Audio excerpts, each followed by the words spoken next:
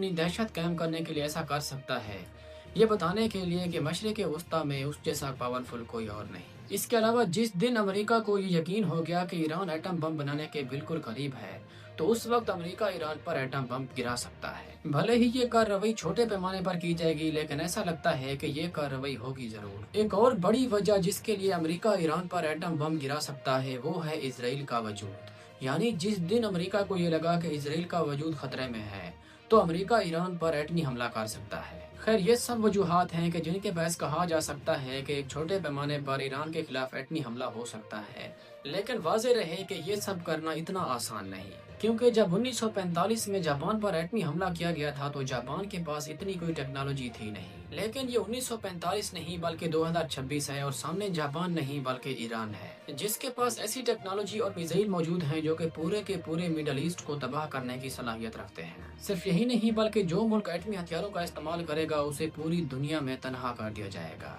यानी अगर America Iran पर एटमी हमला करता है तो उसे अपने यूरोपीय इत्तेहादों से हाथ धोना पड़ेगा। ईरान पर एटमी हमला करने से उसकी ताकत कम नहीं होगी, बल्कि उसके तमाम सिपाही और हथियार ज़ेरे ज़मीन मौजूद हैं और ईरान इन सबको जवाबी कार्रवाई के तौर पर इस्तेमाल करेगा।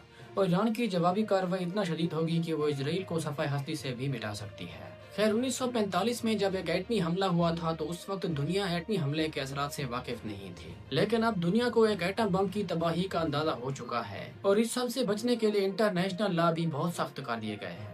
इसलिए बहुत कम ही चांसेस हैं कि कोई मुल्क किसी भी दूसरे मुल्क पर एटमी हमला करे। खैर आपकी इस सब के मुताल्लिक क्या राय है, आप इस बारे में अपनी राय का इजहार कमेंट सेक्शन में लाजमी कीजिएगा। इसके साथ ही आज की ये हमारी वीडियो इधर ही खत्म करते हैं। मिलते हैं हमारी अगली वीडियो में, तब तक के लिए अल्लाह हाफिज।